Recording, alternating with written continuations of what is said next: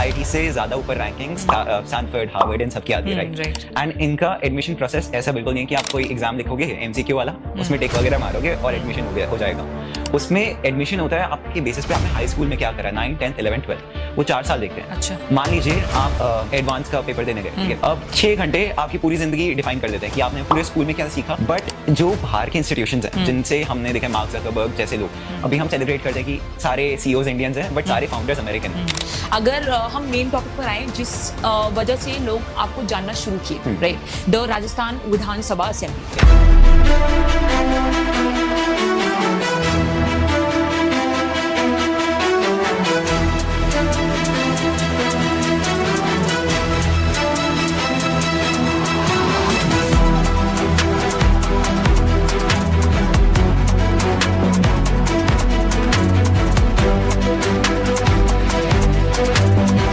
So in pointers, what was the main motive? आप क्या मुद्दा वहाँ पर रखना चाहते हैं? मेन तो मेरा ये था कि जो इंडिया का एजुकेशन सिस्टम है बहुत खराब है, to be fair।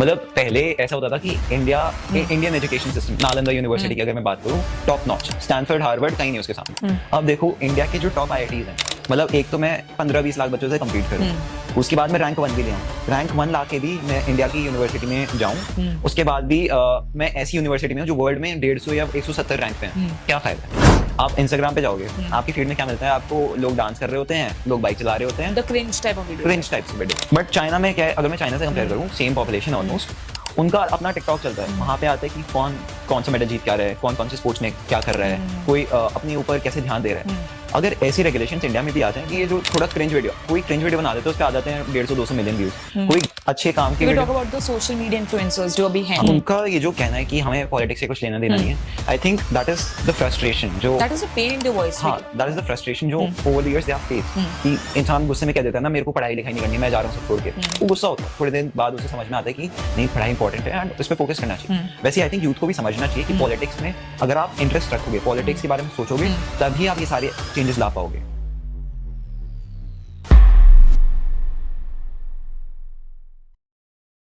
नमस्कार, मेरा नाम तेजस्व है और जो लोग मेरे को नहीं जानते हैं, मेरे को अभी पहचानते नहीं हैं, तो ज़्यादातर लोग जो मेरे को जानते हैं वो as youth icon of India के नाम से भी जानते हैं। मेरी एक बहुत वायरल स्पीच है राजस्थान विधानसभा में, जहां मैंने एजुकेशन सिस्टम ऑफ इंडिया पे बात करी थी और उसमें चल रहे इश्यूज़ के बारे में अपनी आवाज़ उठाई थी।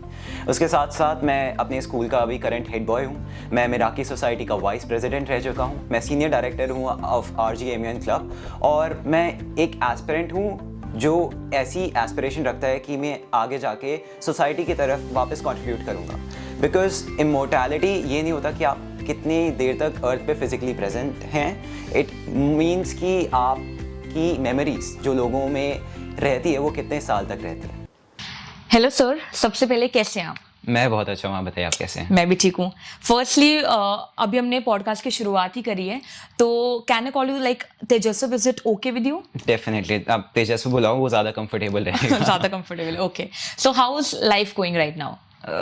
ठीक चल रही है, मतलब 12th में साइंस ले रखी है, इससे ज़्यादा मैं एक्सप्लेन करूँगा तो आप समझ जाओगे ऑलरेडी। तो मतलब अभी थोड़ा है लाइक स्टडीज़ की तरफ ज़्यादा ध्यान रहता है, या जैसे आप एक्स्ट्रा करिकुलर भी करते रहते हैं एक्टिविटीज़, तो उसकी तरफ like how do you manage all that? Firstly बात यह है कि एक तरफ पैशन को भी फॉलो करना है और जो मेरा एम है लाइफ में उसको भी फॉलो करना है, एंड साथ में एकेडमिक्स ऑफ कोर्स मेंटेन करने रहते हैं, ताकि उस पर थोड़ा ज़्यादा फोकस रहता होगा एकेडमिक्स पे इस समय, लाइक इन 12th स्टैंडर्ड। हाँ डेफिनेटली, लाइक अभी तो ज़्यादा फोकस है बिकॉज प्री बोर्ड्स चल रहे हैं एंड जनवरी से मेरे प्रैक्टिकल्स भी हैं, and then finally board exams हैं, फिर उसके बाद कॉम्पिटिटिव एग्जाम्स हैं, फिर उसके बाद CUET है, a lot of them. Right, actually I asked you that question कि मैं बुला सकती हूँ नहीं, बिकॉज अभी when our team approached you for the podcast, so मुझे ये था because I have taken podcast with the people older than me, like politicians या जो अकेडमिक्स में हैं, फैकल्टीज, तो उनसे मैं हमेशा सर एंड मैम बुलाती हूँ, because it is a habit जो मेरे अंदर है, मुझे वही बेटर लगता है और वो करना भी चाहिए। लेकिन मैंने कहा कि यार 12th क्लास का स्टूडेंट है, like of course I am amazed by your achievements firstly, लेकिन फिर मुझे तब मैंने कहा यार बुलाना चाहिए नहीं बुलाना चाहिए, तो मैंने कहा चलो पॉडकास्ट जब शुरू होगा तब बात करते हैं। सो सबसे पहले the achievements that you have gone through, जितना I was going through your bio, your like your background, तो उसमें मुझे पता चला like you have done, like you are the head boy, right? आप अपने स्कूल में भी you are good at academics, you are good at the extracurricular activities.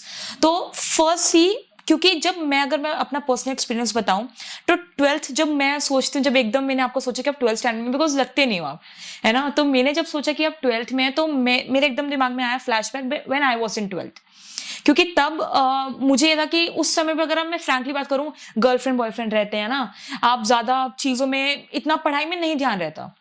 उस एज में आप देश को बदलने की बातें कर रहे हैं, समझ रहे हैं आप क्रिटिकल इश्यूज में बात कर रहे हैं। सो how did that all came within you? कैसे आप करते हैं? इन 12th स्टैंडर्ड कोई भी इमेजिन नहीं करता है। एंड अगर कोई भी एक यूथ को, या 19 से 20, what is your age right now? I'm about to be 17 next year. Okay, 17. Yes. I was expecting like you are 19-year-old. Okay. तो 17 एज में अगर कोई इतनी बड़ी बड़ी बातें करता है, कोई कहता है पागल है, अरे सिंपल बात है। तो उस एज में इतनी क्रिटिकल इश्यूज को एड्रेस करना, like how is this with in you, like ये कैसे आया आपके अंदर, वो थोड़ा बताइए। आई थिंक बच्चे सोचते हैं, बाहर के भी करते हैं, प्रॉब्लम सिर्फ इंडिया में है और जो आसपास की कंट्रीज है। क्या प्रॉब्लम है? बात ये है कि हमारा जो एजुकेशन सिस्टम है, हाउ इट स्टार्ट्स, पहले आप 6th 7th 8th में जाओगे, बेसिक्स ऑफ साइंस वगैरह, एंड अब तो वो भी चेंज हो चुका है, 6th से एलन स्टार्ट हो जाता है, आप 6th से कोचिंग ले सकते हो, हाँ, कोटा में जा सकते हो। अब बात ये है, आप वहां पे जाओगे, आप क्या सीख रहे हो कि अच्छा मून इतनी स्पीड से घूमता है अर्थ के पास, इतनी ग्रेविटी होती है, ये फॉर्मूलेज हैं, इनमें ऐसे वैल्यू पुट करते हैं, ऐसे एग्जाम में मार्क्स लाते हैं, दैट इज विच इज जो सिखाया जा रहा है, वो सिर्फ इतना है। हाँ, अब आप बाहर की कंट्रीज में देखोगे, वहां पे लाइक मैं बताता हूँ, आईआईटी से ज्यादा ऊपर रैंकिंग स्टैनफोर्ड, हार्वर्ड, इन सब की आती है, राइट? एंड इनका एडमिशन प्रोसेस ऐसा बिल्कुल नहीं है कि आप कोई एग्जाम लिखोगे एमसीक्यू वाला, उसमें टिक वगैरह मारोगे और एडमिशन हो जाएगा।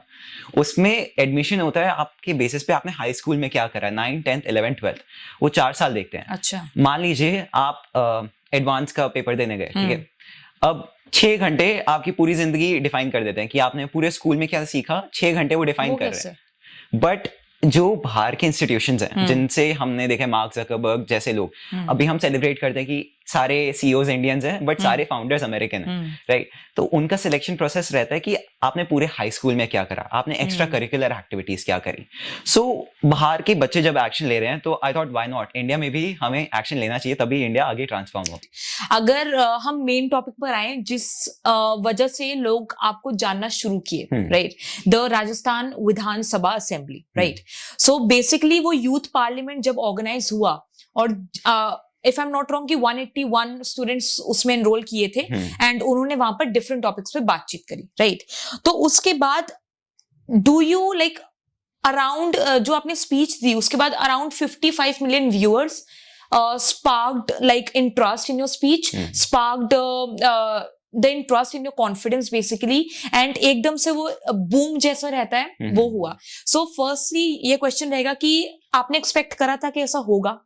मैंने ये तो एक्सपेक्ट नहीं करा था कि इंटरनेट पे वायरल होगा, like एकदम से इतना वायरल। मेरे को इतना पता था कि राजस्थान विधानसभा में जा रहा हूँ, तो वहाँ के ऑफिशियल्स होंगे, एंड पहले It is a big thing. हाँ, बिग थिंग। तो मेरे को इतना पता था कि देयर इज अ पॉसिबिलिटी कि चीफ मिनिस्टर भी हो राजस्थान के। मैं कहा कुछ होना हो, इन तक बात पहुंचनी चाहिए, एंड कुछ चेंज होना चाहिए मेरे को। So you basically went there कि जो आप पॉइंट रखो वो एटलीस्ट सुना जाए और उस पर सोच विचार किया जाए। चीफ मिनिस्टर को पता हो कि तेजस्वी वशिष्ठ आया था, उसने ये बात रखी थी, एंड ये इतना बड़ा इशू है, इस पे काम होना चाहिए।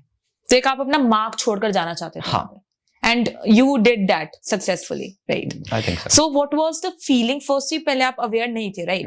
But वो जब हो गया, तो उसके बाद क्या फीलिंग रही आपकी? When it just came out, आपने ऐसा तो होगा नहीं कि आप एकदम सुबह उठे और एकदम कि यार 50 मिलियन व्यूज आ गए। तो what was the feeling basically? उसके जब तक वो वायरल हुई थी, मेरे को पता ही नहीं था, 4-5 दिन में और कंपटीशन में था।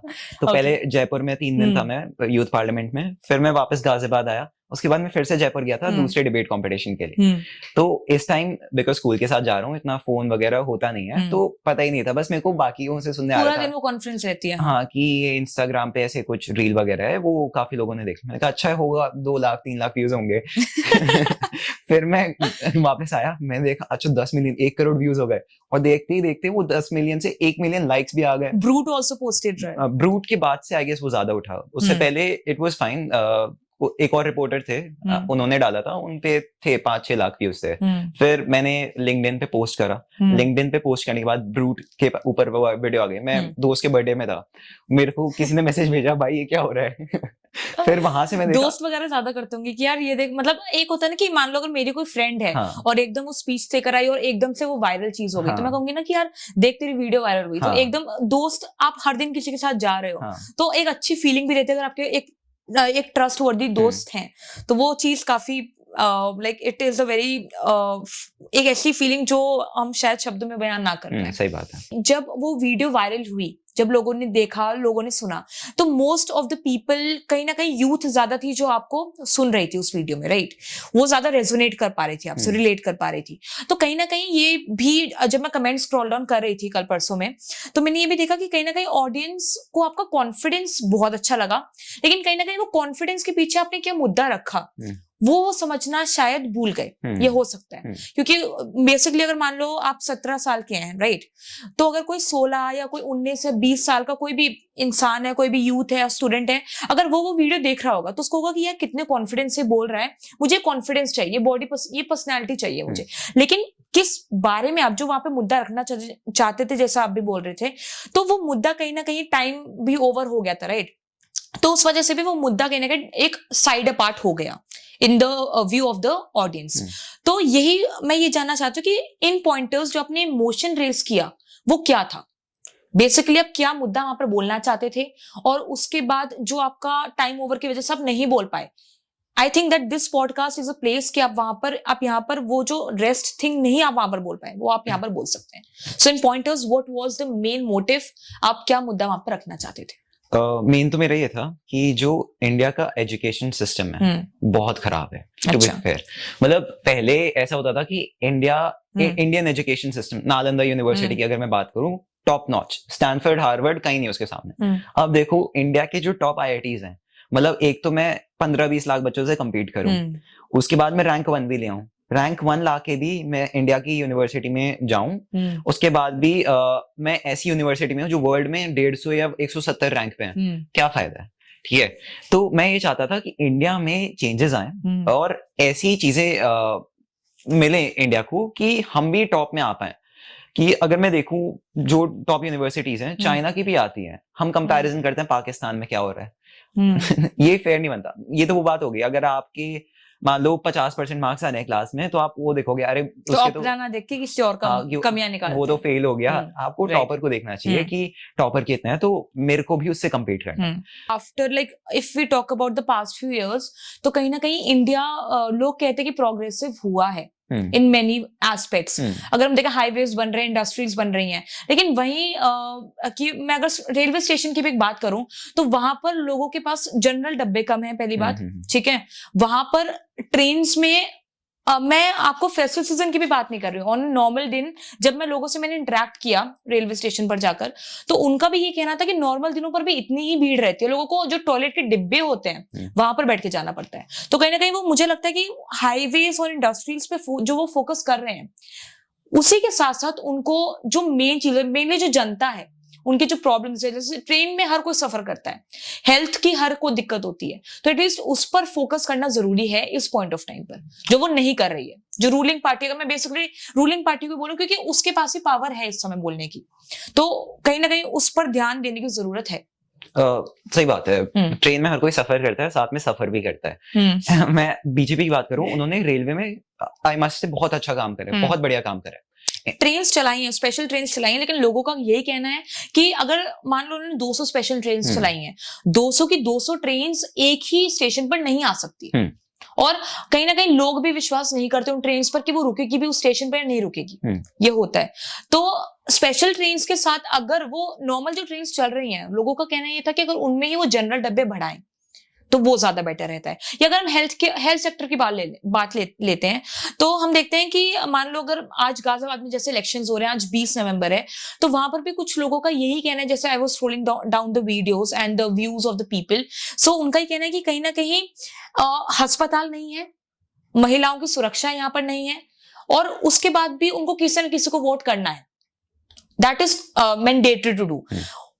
क्या गारंटी है कि अगर कोई भी सरकार आती है, चाहे वो एसपी है, चाहे वो बीएसपी है, चाहे वो बीजेपी है, कोई भी सरकार आने के बाद, चाहे वो बीजेपी नहीं भी आती, क्या गारंटी है कि उसके बाद भी जो सिटी है बेसिकली उसका सुधार होगा? ओके, मैं ऐसे स्टार्ट करना चाहूंगा। मान लो आपके पास गाड़ी है, ठीक है, आपको रेस में जाना है, आप ड्राइवर बढ़िया हो, आपकी गाड़ी खराब है, आप नहीं जीत पाओगे। यही बात अभी रेलवेज में हमने देखा, बीजेपी ने बहुत अच्छा काम करा। लोग पहले प्राइवेटाइजेशन को क्रिटिसाइज कर रहे थे, बट प्राइवेटाइजेशन के बाद रेलवेज में अच्छा काम होने लग गया। एक बच्चा होता है, वो पढ़ाई तब तक नहीं करता जब तक मम्मी डंडा लेके नहीं आ जाती है कि भाई पढ़ ले, एग्जाम आ रहे हैं। वैसे ही गवर्नमेंट जॉब्स क्या है, लोग सिक्योर हो जाते हैं। वो कहेगा अरे पानी भरना है, मैंने देखा था, ये मेरी फीड में आ रहा था कि वो कार्यकर्ता सोचता है अरे मेरी जॉब तो है, ये सरकारी नौकरी है, पैसे आ जाएंगे, सैलरी आ जाएगी, बॉस भी ज्यादा कुछ कर नहीं सकता, सीधा ऊपर से ऑर्डर आना चाहिए। वो कहेगा मैं क्यों काम करूं, आगे स्टेशन पे जाएगी गाड़ी, वहां पे काम हो जाएगा। अवेयरनेस बहुत कम है लोगों में, अवेयरनेस कम है तो कोई करप्शन पे सवाल नहीं उठाता, तो सरकार अवेयरनेस कम होने का क्या कारण है? एक तो बात, लोग खुद जानना नहीं चाहते, या फिर जो सरकार है वो उनको नहीं बता रही है उन पर्टिकुलर स्कीम्स, उन पर्टिकुलर बातों के बारे में। सरकार तो आई गेस बताती है अवेयरनेस तो जनता नहीं जानना चाहती। जनता जानना चाहती, बट रिसोर्सेज नहीं है। आप इंस्टाग्राम पे जाओगे, आपकी फीड में क्या मिलता है आपको? लोग डांस कर रहे होते हैं, लोग बाइक चला रहे होते हैं, the cringe type of video. But China में क्या है, अगर मैं चाइना से कंपेयर करूं, सेम पॉपुलेशन ऑलमोस्ट, उनका अपना टिकटॉक चलता है, वहां पे आता है कि कौन सा मेडल जीत के आ रहा है, कौन से स्पोर्ट्स में क्या कर रहा है, कोई अपने ऊपर कैसे ध्यान दे रहा है। अगर ऐसी रेगुलेशंस इंडिया में भी आ जाएं कि ये जो थोड़ा क्रिंज वीडियो, कोई क्रिंज वीडियो बना देते हैं, उस पे आ जाते हैं 150-200 मिलियन व्यूज, कोई अच्छे काम की video. Talk about the social media influencers जो अभी हैं इस समय पर, मोस्ट ऑफ द अगर मैं सोशल मीडिया इन्फ्लुएंसर्स की बात करूं तो यही है जो इस टाइप की वीडियोस बनाते हैं, और उसके बाद भी लाइक आप मानेंगे नहीं कि मान लो अगर मैं दो लोगों को कंपेयर करूं यहाँ पर, जो कोई एक पर्सन बना रहा है video on something that is positive, that the youth needs to understand, उस पर शायद 200 व्यूज होंगे, और 200 से भी मैं ज्यादा बोल दिया, मैंने 200 100 होंगे। और वही अगर वीडियो मान लो कोई क्रिंज टाइप की वीडियोस है, कुछ भी डेली शॉर्ट व्लॉग्स में बोल दूं, ठीक है, नॉर्मल जो चीजें रहती हैं, like I am not talking about any particular industry right now. अगर आप फैशन की बात करें, makeup industry, that is a particular field, ठीक है, सबका इंटरेस्ट अलग अलग चीजों में होता है, लेकिन I am talking about the particular cringe videos. तो उसमें आप देखेंगे एक ही वीडियो में, चाहे वो 10 सेकंड की वीडियो होगी, उसमें 2 से 3 लाख के व्यूज होंगे। So that is something that needs to be changed in order to see our country in a more progressive manner in the upcoming years. बिल्कुल, अगर मैं कहूँ कि कोई इंसान सरकार की पॉलिसी बता रहा है, उस पे 100-200 व्यूज होंगे, वहीं पे वही इंसान अगर किसी का खाना लेकर भाग जाए, तो उस पे आ जाएंगे 20-30 हजार व्यूज। तो एल्गोरिदम ही ऐसे काम करती है। तो लोगों को भी खुद से एक बार वो होनी चाहिए ना, ड्राइव होनी चाहिए कि अच्छा ये चेंज करना है। बाहर के स्कूल क्या करते हैं, स्टूडेंट्स को उनका खुद का सिस्टम प्रोवाइड करा देते हैं, उनपे ये फालतू चीजें सारी ब्लॉक होती हैं, आप एक्सेस ही नहीं कर सकते। आप देखो तो अच्छी चीजें देखो, ये फालतू की चीजों के लिए कहां पर है अभी इस समय? फॉर एग्जाम्पल अगर मैं यूएस की बात करूँ या ऑस्ट्रेलिया में बात करूँ, तो वहां पे स्कूल्स खुद का सिस्टम प्रोवाइड कराते हैं। ये नहीं कि आप नोटबुक ले जा रहे हो, और वो इंडिया में नहीं है। हाँ, जो बने बनाए नोट्स हैं, टीचर आके बोल देता है बच्चों को सेम नोट्स नोटबुक में लिखने होते हैं। अगर यही टाइम वो उन्हें याद करने में रख दें, तो उनका टाइम कितना बचेगा, एफिशिएंसी कितनी ज्यादा हो जाएगी। बट हम चाहते हैं कि सारी चीजें एकदम रिटर्न हो, या मतलब सेम नोट्स है। आप पूछोगे टीचर से मैं डाउनलोड करके पीडीएफ लगा लूं, वो कहेगा नहीं बेटा ये सारी चीजें लिखना है। तो मेनली थ्योरी पे इंडिया पे ज्यादा फोकस करा जाता है। हाँ, मतलब जो थ्योरेटिकल नॉलेज है उस पे ज्यादा फोकस करा जाता है, जो वर्ल्ड अवेयरनेस है, दुनिया में क्या चल रहा है, ये पता ही नहीं है। जैसे तेजस्व, मैं ना एक क्लिप देख रही थी अभी कुछ समय पहले, जिसमें ये था कि अभी 1-2 दिन पहले की क्लिप है, जिसमें जब इलेक्शंस का जैसे भी समय चल रहा है, तो उसमें अगर यूथ का पर्सपेक्टिव जाना जा रहा था, तो उसमें क्या था कि कुछ जो हमारे एज के ही लोग हैं, जैसे 20 हम मान ले, 17 मान ले, 25 हम मान ले, तो उस एज के लोग ये कह रहे थे कि हमें पॉलिटिक्स से मतलब ही नहीं है, हमें सिर्फ एजुकेशन चाहिए। ये जो पेपर लीक्स होते हैं, या मैं एनटीए की गलती मानूं, बिकॉज उनका कोई स्ट्रॉन्ग होल्ड दिखा ही नहीं है, मुझे पेपर लीक हुआ, राइट तो उस चीज में उनका ये कहना था कि हमें पॉलिटिक्स से लेना देना नहीं है, हमें कोई जातिवाद से लेना देना नहीं है, हमें सिर्फ लेना देना है कि हमारी एजुकेशन में कोई भी लीक ना हो, हमारी एजुकेशन को फर्स्ट प्रायोरिटी रखा जाए। एटलीस्ट जो स्टूडेंट्स यूपीएससी की तैयारी करें उनके लिए education is the first priority in their list, right. So उस चीज में don't you think that the students are getting impacted by the media propagandas or the political propagandas? Because कहीं ना कहीं हम बात करते हैं मिस इन्फॉर्मेशन स्प्रेड होती है through social media, through the media also. अगर मैं news channels, top news channels की बात करूं, I would not name them because many of the people would know कि टॉप न्यूज चैनल्स कौन से हैं। सो ये आज की बात नहीं है, लेकिन पहले भी की बात है जब most of the news channels are कहीं ना कहीं करप्ट हो जाते हैं वो with respect to money, with respect to a particular party, a particular leader.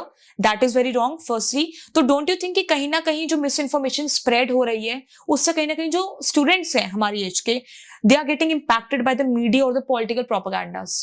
They are definitely getting impacted. उनका ये जो कहना है कि हमें पॉलिटिक्स से कुछ लेना देना नहीं है, आई think that is the frustration जो that is a pain in their voice. हाँ, दैट इज द फ्रस्ट्रेशन जो over the years they have faced, कि इंसान गुस्से में कह देता है ना मेरे को पढ़ाई लिखाई नहीं करनी है, मैं जा रहा हूँ सब छोड़ के, वो गुस्सा होता है, थोड़े दिन बाद उसे समझ में आता है कि नहीं पढ़ाई इंपॉर्टेंट है एंड उस पर फोकस करना चाहिए। वैसे आई थिंक यूथ को भी समझना चाहिए कि पॉलिटिक्स में अगर आप इंटरेस्ट रखोगे, पॉलिटिक्स के बारे में सोचोगे, तभी आप ये सारे चेंजेस ला पाओगे। एंड डेफिनेटली उनका कहना सही है। मैं एनटीए की बात करता हूँ, एनटीए अभी 1 महीने पहले नोटिस लाता है कि 3rd अटेम्प्ट भी होगा एडवांस का, अब 2-3 दिन पहले वो चेंज कर देता है कि नहीं 3rd अटेम्प्ट नहीं होगा। 1 महीने में ही आप कभी कह रहे हो होगा, हर एग्जाम में रहता है, हर बार रहता है, हर एग्जाम में रहता है, कभी एग्जाम लीक हो जाता है। 50 लाख कैंडिडेट्स बैठते हैं एक एग्जाम में, बैठे थे, वो एग्जाम ही कैंसिल हो गया। 50 लाख बच्चे अपने घर से निकल के गए, पढ़ाई करके गए, एग्जाम कैंसिल हो गया। क्यों? क्योंकि पेपर लीक हो गया था। मैं तो कहता हूँ कि जो ये सिस्टम है ना कि सब बच्चों को सेम पेपर मिल रहा है, ये ठीक है, मिलना चाहिए, बट अगर आप सिलेबस प्रोवाइड कर रहे हो ऐसा सेट कर दो कि एक वो बना दिया मैंने 2 लाख 3 लाख क्वेश्चन है इस डिक्शनरी में, इससे बाहर क्वेश्चन नहीं आएगा एंड सबको रैंडमली क्वेश्चन मिल जाएगा, आप पेपर लीक करके दिखा दो। वो सही है उसके अकॉर्डिंग? वो बिल्कुल सही है। आप मान लो 3 लाख क्वेश्चन है, सबको बता दो ये 3 लाख क्वेश्चन है, इन्हीं में से मैं क्वेश्चन पूछूंगा, ये सिलेबस आपको पढ़ना है। अब कोई पेपर लीक करके दिखा दे कि भाई ये पेपर है और ये क्वेश्चन आएंगे, नहीं, तो आपको नहीं लगता कि तब पेपर लीक होगा? तब बहुत मुश्किल हो जाएगा। मान लो आप 3 लाख क्वेश्चन हैं, लेकिन जिसको लीक करना वो करेगा, मुश्किल हो जाएगा। अभी क्या होता है कि एग्जैक्ट सेट ऑफ क्वेश्चन आते हैं, उसको पता है यही क्वेश्चन है, एग्जैक्ट भेज दिया, ठीक है। अब जब 3 लाख क्वेश्चन है एंड जो सिस्टम है वो रैंडमली पिक कर रहा है 100 क्वेश्चंस, रैंडमली पिक कर रहा है 90 क्वेश्चंस, तो जैसे एसएटी एग्जाम होता है बाहर के लिए, वो भी इसी कंसेप्ट पे बेस्ड है। एक एग्जाम होता है standard aptitude test, SAT exam, 1600 800 इतने मार्क्स का होता है वो बाहर की कंट्रीज में सारी जगह ही चलता है, यूएसए, ऑस्ट्रेलिया, है ना, सब जगह एसएटी एसीटी यही चलता है। ये भी सिस्टम पे होता है एंड इसमें भी रैंडम क्वेश्चंस होते हैं और रैंडमली आते हैं बेस्ड ऑन इंसान की एप्टीट्यूड कैसे चल रहा है। फॉर एग्जाम्पल एक ने अटेम्प्ट कर दिया एक क्वेश्चन गलत, तो आने वाले क्वेश्चंस रिलेटिवली इजी हो जाएंगे। वहीं पे कोई इंसान सारे सही करता जा रहा है तो धीरे धीरे वो लेवल हार्ड होता जाता है। तो काफी स्मार्ट सिस्टम उन्होंने अडेप्ट कर रखा है। Level up and level hard. हाँ, लेवल अप होता रहता है एंड अगर आप सही कर रहे हो एंड जो नहीं कर पा रहे, मान लो अकेडमिकली उतना स्ट्रांग नहीं है, तो उसके लिए नीचे धीरे धीरे होता रहता है। सो अगर ऐसा सिस्टम बाहर की कंट्रीज यूज कर रही है एंड उनकी यूनिवर्सिटीज टॉप रैंकिंग्स में आ रही हैं, तो why not India? Okay, one more thing कि अगर हम एजुकेशन की बात कर रहे हैं तो उसी बीच don't you think that the pressure of the grades, the pressure of the exams somehow, because एक तो प्रेशर हुआ कि लीक हो गया पेपर, उसके बाद दोबारा पेपर दो, है ना। किसी किसी के एग्जाम ही 1 साल में 2 बार होते हैं, 1 साल में 1 बार होता है, जो कॉम्पिटिटिव एग्जाम्स होते हैं बेसिकली, मैं उसकी बात कर रही हूँ। उसके बाद फिर लीक होने के बाद ये प्रेशर कि दोबारा एग्जाम होगा, मैं फिर दूंगा, उसके बाद दोबारा तैयारी करूंगा। उसके बीच में ये pressure, the pressure of the exams and the pressure of the leak, the paper leaks, कहीं ना कहीं डोंट यू थिंक कि this pressure somehow impact the mental health of a student, the mental being of the student? Because हम काफी suicidal cases सुनते हैं from the alien, जैसे आपने alien की बात करी थी, हम कोटा की बात कर लें, तो why do you think कि वहाँ पे suicides होते हैं? What is the major reason according to you? I think अब तो ये कम हो रहा है, सुसाइड कम हो रहा है। इनफैक्ट जो एलन है उसकी भी सीट्स नहीं भर पाई इस साल कोटा में, एलन वो कोटा, क्यों? बच्चे कम आ रहे हैं, बच्चों को पता चल गया कि ये सब बैठे हैं, कोचिंग माफियाज तो बैठे हैं। एग्जाम्स फिर कैसे, एग्जाम्स अब वो लोग तैयारी कैसे करें? ऑनलाइन मीडियम्स आ गए हैं, फिजिक्स वाला जैसे मीडियम्स आ गए हैं जो काफी रिलेटिवली तो डू सस्ते यू प्राइस में थिंक हैं। कि वो ऑनलाइन प्लेटफॉर्म्स को ज्यादा फोकस कर रहे हैं स्टूडेंट्स अब, rather than going to a quota? मतलब अब तो एग्जाम्स, पहले क्या होता था कि 1.5-2 लाख बच्चे ही एग्जाम देते थे, तो काफी चांसेस हाई होते थे, तो बच्चे रिस्क लेने के लिए तैयार थे, ठीक है मैं सारी चीजें छोड़ के कोटा जाऊंगा, अच्छे से तैयारी करूंगा। अब कोई इंसान कोटा जाता है, कोटा में मैं बताता हूँ एलन में ही 1 लाख बच्चे पढ़ते हैं। अभी इस समय पर अभी 80,000 हो चुके हैं, सीट्स नहीं भरी, कम हो गए। 80,000 बच्चे एलन में पढ़ते हैं। 80,000 बच्चे एलन में पढ़ रहे हैं और टोटल आईआईटीज में सीट ही 10,000 है, इंक्लूडिंग रिजर्वेशन। अब इन्हीं बच्चों को नहीं मिल पा रही सीट्स, तो बाकी बच्चे वहां जाके क्या करेंगे? 6-7 लाख बच्चे पहले तो जा रहे थे, लेकिन क्या मतलब क्या कारण आपके अकॉर्डिंग है कि अब जाने कम हो गए? अब ये बात हो गई है कि लोगों को पता चल गया है, एक तो कि अभी रिपोर्ट आ गई थी कि आईआईटी बॉम्बे अपने बच्चों को प्लेस नहीं कर पाया है, 6 लाख 7 लाख का पैकेज लगा आईआईटी जाने के बाद। तो उससे एक तो मोरल डाउन हो गया, मेजॉरिटी बच्चे जाती है आईआईटी अच्छे पैकेज के लिए, तो एक तो वो रीजन हो गया। ऊपर से अब due to internet, due to movements, लोगों को लग रहा है कि यार ठीक है ये बीटेक वगैरह है, इसमें जॉब्स कम हो रही हैं, मेरे को किसी और चीज में जाना चाहिए जहां पे मैं पैशनेट हूँ, जिसको मैं कम सैलरी में भी परस्यू कर पाऊँ। तो I think that is a contributing reason.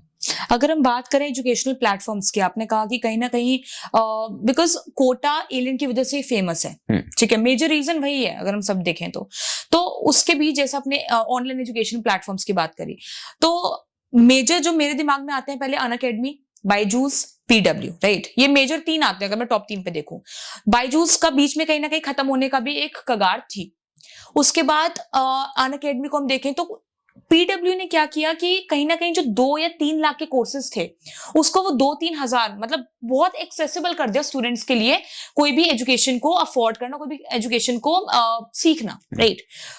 आपके अकॉर्डिंग क्या, क्योंकि देखिए अगर मैं एक नॉर्मल मैं एग्जांपल भी लूं तो मिडिल क्लास को डराने के सिर्फ 2 तरीके होते हैं। पहला तरीका ये स्पिरिचुअलिटी, कि कहीं ना कहीं आप उन्हें कह दो कि अगर आप ये नहीं कराएंगे अपने घर में तो आपके घर में ये हो सकता है। एक मिडिल, अगर मैं ही अपनी बात करूं तो मिडिल क्लास डर जाएगा कि यार मैं ले लेता हूं, उससे मैं 50,000 मांगना मैं दे देता हूं, ठीक है। तो पहला रीजन स्पिरिचुअलिटी हो गया, पहला कारण। दूसरा कारण होता है एजुकेशन। मान लो अगर कोई पेरेंट्स हैं, पेरेंट्स को अपने बच्चों की फिक्र रहती है, उसके बाद अगर आप किसी स्कूल में जाएं, कोई अगर फैकल्टी है, कोई वहां पे कोई भी बैठे हैं रिसेप्शन पे, तो वो कहते हैं कि हाँ आप ये स्कॉलरशिप नया आया है, आप ये इंटर्नशिप या स्कॉलरशिप अपने बच्चे को दिलवाइए, या कोई भी एक नया कोर्स दिलवाइए और इससे बाकी स्टूडेंट्स भी कर रहे हैं, आपका स्टूडेंट के पीछे ना रह जाए। एक मूवी है, मुझे नाम याद नहीं आ रहा, उस मूवी में भी सेम सीन दिखाया गया था। तो अगर हम ये देखें, सॉरी सुपर 30 आई गेस, या if I'm not remembering the name right now, but ऐसा सीन पर्टिकुलर था और वो पेरेंट करता भी है अपने बच्चे के लिए, लेकिन नहीं यार मैं चाहे मैं मतलब वो मिडिल क्लास से भी कम ही थे, बट लेकिन उनको ये था कि मैं कहीं से भी पैसा लाऊंगा, मैं अपने बच्चे को किसी भी तरीके से पीछे नहीं रहने दूंगा। तो ये दोनों चीजें हैं जहां पे मिडिल क्लास को डरा सकते हैं। उस बीच पीडब्ल्यू ने 2-3 लाख के कोर्सेज इतने कम रेंज में, इतना बड़ा कदम जो उन्होंने लिया, अकॉर्डिंग टू यू ये क्यों लिया और इसके पीछे का कारण क्या हो सकता है? मैं बात करता हूँ। बात तो है कि लोगों में अवेयरनेस नहीं है। उनको पहले लगता था कि एलन कोटा जाके ही आईआईटी की तैयारी हो सकती है, वो उसका सिनोनिम बन गया था। और इनफैक्ट एलन ने तो कोटा में सबसे पहले स्टार्ट भी नहीं किया था, मेरे को नाम याद नहीं है, बट एक सर थे, उन्होंने अपनी कोचिंग स्टार्ट करी। अच्छा। एंड उनकी कोचिंग के बाद ये सारे एलन वगैरह आए, उसके बाद एलन आया। तो उनका था कि यहाँ पे आऊंगा मैं अच्छे से बच्चों को पढ़ाऊंगा, तो लोगों को लगता था कि कोटा जाके आईआईटी की तैयारी हो सकती है। अब वो परसेप्शन चेंज हो गया, यूट्यूब पे लोगों को लगता है कि लेक्चर्स हैं एंड मेरे को एक्स्ट्रा रिसोर्स चाहिए, तो पीडब्ल्यू बेस्ट है। 3,000 रुपए मैं दे रहा हूँ, उसके अलावा मेरे को बुक्स भी खरीदनी पड़ती हैं। When you know, when a single person know, अगर मैं उनके फाउंडर की भी बात करूं, तो जब उनको पता है कि education is a big market, अगर हम बिजनेस की बात करें, बिजनेस ही कर रहे हैं एक तरीके का, इतनी बड़ी मार्केट है, उनको पता है अगर वो 2-3 लाख में भी, चाहे वो 5 लाख में भी कोर्स बेचेंगे, उनका कोर्स अच्छा है, लोग आएंगे। उसके बीच उसी अमाउंट को कम कर देना, पहली बात तो कहाँ की समझदारी हुई। दूसरा, इतना बड़ा कदम उठाना, लाइक अगर मैं नॉर्मल पर्सन भी देखूं तो क्या रीजन हो सकता है? वही I am asking from you कि according to what is the major reason? Alakh Pandey sir बहुत बढ़िया इंसान है, उन्होंने खुद ये सारी चैलेंजेस फेस करे हैं, उन्होंने देखा है कि बच्चे कैसे स्ट्रगल करते हैं। तो उनकी स्टोरी ये नहीं थी कि मैं पैसे बनाना चाहूँ, उनकी स्टोरी थी मैं बच्चों के लिए कुछ करूँ। दूसरा रीजन जो आता है, अगर मैं नहीं करूंगा दूसरा कर देगा, सिंपल सी बात है। बायजूस था, आज नहीं तो कल कर देगा। हाँ, बायजूस था, बढ़िया लीडर था, स्टार्टिंग में सब बायजूस में जाते थे, उसका टैब वगैरह खरीदते थे, 50-60 हजार रुपए देते थे। अब उन्हें पता है कि यार बायजूस वालों ने सोचा कि मैं बेच रहा हूँ, लोग खरीदेंगे, बिकॉज मेरे पास शाहरुख खान है, मेरे पास लियोनल मेसी है। बट फिर पीडब्ल्यू आए, अलग पांडे सर आए, बिना उन्होंने ना शाहरुख खान दिया ना लियोनल मेसी लिया, 2000-3000 का कोर्स बेचा जो बच्चों के लिए फिट है, उनके बजट को फिट करता है, एंड तैयारी भी अच्छी मतलब करा उन्होंने देता है। उस चीज में पैसा ना खर्च करके उन्होंने उसी चीज को एक्सेसिबल बना दिया। हाँ। बिकॉज अगर कोई भी टीचर पढ़ाता है, उसको उसके पास नॉलेज है, उसको कोई बैकअप या कोई पैसा नहीं चाहिए पढ़ाने के लिए, उन्होंने वही चीज को कम पैसे में अफोर्ड कर दिया। बेसिकली हम कह सकते हैं कि कहीं ना कहीं दिमाग लगाया। हाँ।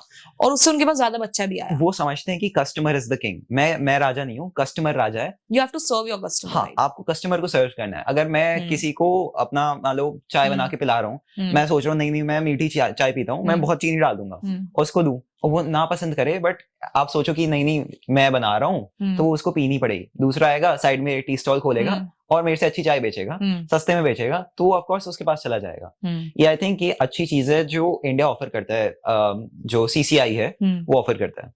ओके, एकदम मेरे दिमाग में क्वेश्चन आया, जैसे आजकल आपने जो सोशल मीडिया क्रिएटर्स की बात करी, राइट, द इन्फ्लुएंसर्स, तो उसके रिगार्डिंग एक क्वेश्चन आया था कि अभी रिसेंटली केस हुआ था जहां पर जो हमसे भी छोटी एज के लोग हैं वो कहीं ना कहीं बाबा, मतलब स्पिरिचुअलिटी के तरफ, या जो बाबा बन के अपने आप को पोर्ट्रे कर रहे हैं। Basically there was, I don't, Abhinav Arora, तो ही, I don't know that his parents are forcing him to do that particular thing, or he is doing from his own will. I'm not sure of that, but kahin na kahin he he charged a case against some of the influencers, some of the YouTubers in the court, right, कि वो उनको कहीं ना कहीं defame करने की कोशिश कर रहे हैं। So according to you, being a youth, being a student, being at this particular age, do you think that firstly, what do you think that कहीं ना कहीं उनके पेरेंट्स फोर्स कर रहे हैं या कहीं ना कहीं वो अपनी विल से कर रहे हैं? My first question is this. मैं सिंपल इससे ही आंसर कर दूंगा।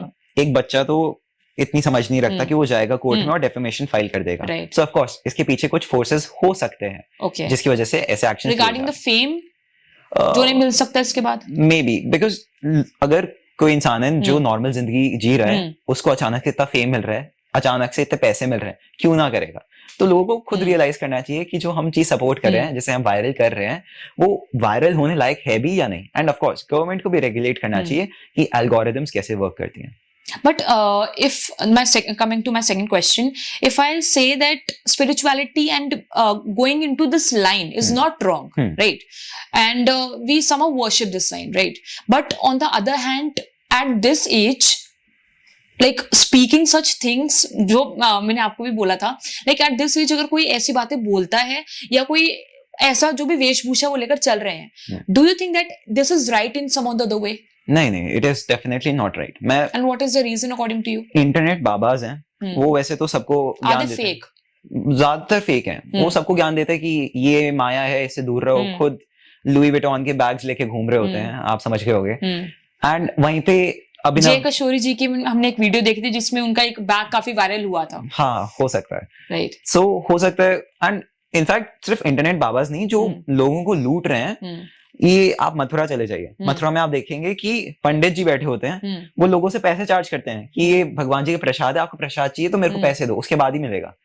बट हम भगवान जी की पूजा करते हैं, हम कृष्ण जी की पूजा करते हैं क्योंकि उन्होंने सुदामा को भी अपने थ्रोन पे बिठा दिया था और खुद उनके चरण धोए थे। एंड आज के पंडित क्या कर रहे हैं, वो उनसे पैसे चार्ज कर रहे हैं, गरीबों से पैसे चार्ज कर रहे हैं, वीआईपी दर्शन दे रहे हैं।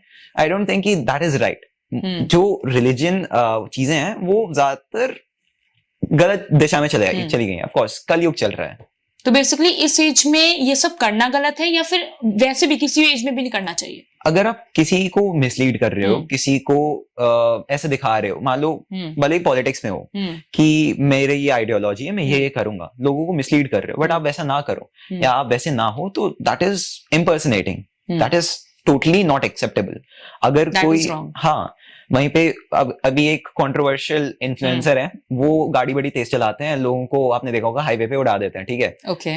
सो उन्होंने क्या करा था, उनकी एक वीडियो थी, कुछ, कौन थे वो? नाम नहीं लेना चाहूंगा मैं। अच्छा। अभी बिग बॉस में है शायद। अच्छा। तो उनकी एक वीडियो थी, कुछ लोग थे फेक बाबा बन के आए थे, उनकी तो लाठियों से पिटाई कर दी थी उन्होंने।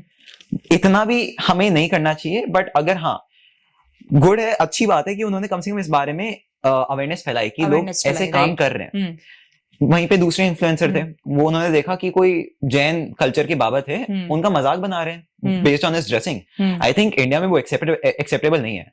इंडिया ऐसा देश है जहां सब वेलकम है, अतिथि देवो भव, एंड बाय अतिथि वी मीन कि सारी चीजें जो भी फॉरेन है they are all welcome here, भले ही कोई वो रिलीजन हो या फिर कोई आइडिया हो, सबकी रिस्पेक्ट करनी चाहिए एंड सबको हमें अच्छे से ट्रीट करना चाहिए। एंड कहीं ना कहीं इंडिया में रिस्पेक्ट तो है ही है, लेकिन उसी के साथ साथ जातिवाद की प्रॉब्लम ये है कि मान लो अगर आप किसी भी पर्टिकुलर आप अपनी स्पीच में भी अगर कोई एक जाति को कुछ अपशब्द बोल देते हैं या कुछ आप किसी एक जाति को ही कैटेगराइज करते हैं ना गुड वे ऑल्सो, तो कहीं ना कहीं वो भी एक नेगेटिव वे में जाता है कि ये इसी जाति, अगर ये हिंदुइज्म का ज्यादा बोल रहा है तो कहीं ना कहीं मुस्लिम्स के खिलाफ होगा।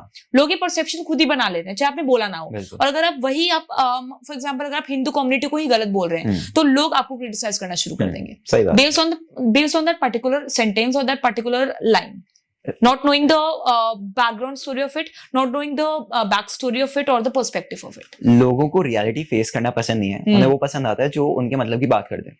राम भद्राचार्य जी, वेरी रिस्पेक्टेबल पर्सन, उन्होंने इतने अच्छे अच्छे काम करे हिंदुइज्म में, आप बिलीव नहीं करोगे। उन्होंने एक वीडियो बना दी थी, मतलब एक उनका डायलॉग था कि ये कुछ ब्राह्मण है, इनको हम नीच ब्राह्मण मानते हैं बिकॉज इन्होंने ऐसे एजुकेशन के लिए पैसे लेना स्टार्ट कर दिया था, एंड उसके नीचे हिंदू ब्राह्मण ही उनको अपोज कर रहे थे। अच्छा, अब तो आप देख सकते हो अगर इतने बड़े गुरु के साथ ये हो रहा है तो आप इमेजिन कर सकते हो कि नॉर्मल इंसान अगर बोलने का ट्राई करेगा उसके साथ क्या होता होगा। Somehow I think that the main reason behind this is that the people gets affected, gets manipulated by the wordings of different people. मान लो अगर किसी एक ने बोल दिया कि हाँ इसने गलत बोला आपकी कम्युनिटी के बारे में, आपके बारे में, तो एकदम वो इन्फ्लुएंस हो जाएंगे उसकी बातों से। I think that perspective is wrong, and कहीं ना कहीं वही एक रीजन है जिस वजह से लोग एक पर्टिकुलर पर्सन को टारगेट करते हैं in a major community, in a major group बनाकर लोगों की बातें सुनकर। That is I think the main thing. And coming to the end of this podcast, एक चीज लास्ट क्वेश्चन रहेगा, that what is that one mistake, I'm speaking in perspective of the speaker thing, in perspective of the public speaking thing. Most of the public speakers are watching this podcast. I'm sure that most of the public speakers will be watching this podcast right now. So what is that one mistake that you did in your that particular day जब आप speech देकर आए या आपने इतनी MN या conferences करी है, तो एक पर्टिकुलर क्या मिस्टेक है जो आपने करी है और उसका आप क्या कहना चाहेंगे कि ये मिस्टेक कोई भी यूथ ना करे being a public speaker at this point of time और starting their journey in this field? Okay, I think ऐसी मिस्टेक मैंने तो खैर वो जो बोला था that was my personal belief, but लोग क्या करते हैं एमएन्स में जब जाते हैं उन्हें ऐसी कंट्री हो सकता है अलॉट हो जाए that doesn't align with their ideology. Right. So please आप जाके बोलिए कि मैं मेरे विचारधारा और इस कंट्री की विचारधारा मैच नहीं होती है, मैं इसका डेलीगेट नहीं बन पाऊंगा। लोग क्या बोलते नहीं है, लोग एक्सेप्ट कर लेते हैं कि अच्छी कंट्री है, बड़ा पोर्टफोलियो। फॉर एग्जांपल चाइना, उन्हें अगर चाइना का पोर्टफोलियो मिल रहा है तो वो सोचता है कि ठीक है 5 परमानेंट मेंबर्स में से है एंड ले लेना चाहिए, रिकॉग्निशन ज्यादा मिलेगा।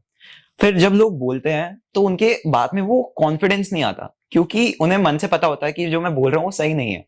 So, लोग अगर ये गलती ना करें, बिलीव व्हाट यू स्पीक, जो आप बोल रहे हो उसमें आपका खुद का विश्वास होना चाहिए, तभी आप अच्छे से बोल पाओगे। But for example if 2 people are opting for India, the country, the portfolio, तो दोनों लोगों को इंडिया नहीं मिल सकता, तो उस सिचुएशन में क्या करना चाहिए? उस सिचुएशन में मान लो आपको इंडिया नहीं मिल रहा, हो सकता है कोई और कंट्री मिल रहा हो, नेपाल मिल रहा हो, या फिर कोई और पोर्टफोलियो मिल रहा हो जो आपकी आइडियोलॉजी से अलाइन होता है। एंड इन केस अगर नहीं हो रहा है so उसके बाद तो but don't you think that this is somehow inheriting the problem of adaptability in the students, in the people? It will but अगर आप चाहते हो कि you are just beginning your career into public speaking, तो आप चाहते हो कि जो आप स्टार्टिंग में बोलो उसमें कॉन्फिडेंस कुछ मायना रहे उसका। हाँ, कुछ मायना रहे, बिकॉज आप बाद में धीरे धीरे एक्सपीरियंस हो पाता है तो आप पॉलिटिशियंस जैसा झूठ बोलना भी सीख जाते हो कॉन्फिडेंस से। बट जब आप स्टार्ट कर रहे होते हो तो ये सारी चीजें छोटी छोटी चीजें जो आपको याद रखनी चाहिए, वरना स्टार्टिंग में इतना इनर्शिया हो जाएगा आप स्टार्ट नहीं कर पाओगे। Okay, so like believe in yourself first and believe what you are saying. Right. Okay, and one कोई आपको कोट याद हो जिससे हम एंड कर पाए इस पॉडकास्ट को, कोई भी कोट या कोई भी एक particular line that you believe in firmly that you want to convey to our audience? मैं ऑडियंस से बस यही कहना चाहूंगा कि work smarter and not simply harder, because मेहनत तो गधा भी कर लेता है, आपको स्मार्टली काम करना चाहिए। That's really amazing. Right. And thank you, Tejas, for like giving your time basically. And like जब मैं पहली बार when I approached you for being the guest in a podcast, so the major thought in my mind was कि यार मैं भी speaker हूँ, ये भी स्पीकर है, तो एक रिलेशन, एक आप कह सकते हैं कि कहीं ना कहीं एक रिलेटेबिलिटी महसूस होती है. तो I was thinking कि कहीं ना कहीं because I was inspired by you. Frankly speaking, I heard your speech और कोई भी अच्छा बोलता है, मुझे लगता है कि हाँ ये बोल रहा है जैसे, because I am also bold speaker. I'm kind of a speaker जो कहीं ना कहीं फैक्ट रखने पे विश्वास करती है, जो कहीं ना कहीं बोल रहने पे विश्वास करती है. तो when I heard your speech basically मुझे एकदम दिमाग में आया कि यार ये जैसे मैं बोलती हूँ same according to that. So एक you can say a relatability I felt. तो yeah, it was overall podcast जिसमें हम इंटरैक्ट बेसिकली कर पाए, जिसमें हम ये जान पाए कि आपके इंटरेस्ट क्या हैं, आपकी हॉबीज क्या हैं. ये हो सकता है कि हम काफी और बातों पर शायद बात ना कर पाए हों, काफी और टॉपिक्स पर बात ना कर पाए हों, लेकिन जो मेजर चीजें हैं जो लोगों को शायद आपके बारे में जानना चाहते थे, या कुछ ऐसी प्रोपेगेंडास हैं जिसके बारे में बात होनी चाहिए थी, जो कि शायद आप स्पीच के दौरान भी अपने नहीं कर पाए. तो that is the main thing जो लोगों तक कन्वे हुई है. आई एम श्योर कि कन्वे हुई होगी. And I am looking forward कि हम इस पॉडकास्ट का पार्ट 2 लेकर आए, जिसमें we will talk about the more critical issues basically and the more solutions that can come along with that as a youth perspective. Definitely. It was my pleasure to be on this podcast as well. Thank you so much, and looking forward to have more more interesting interactions with you and more informational interactions with you. Right. Thank you for giving your time, and thank you for being a very patient and being a very a very good guest in a podcast. Thank you so much. My pleasure. Thank you so much.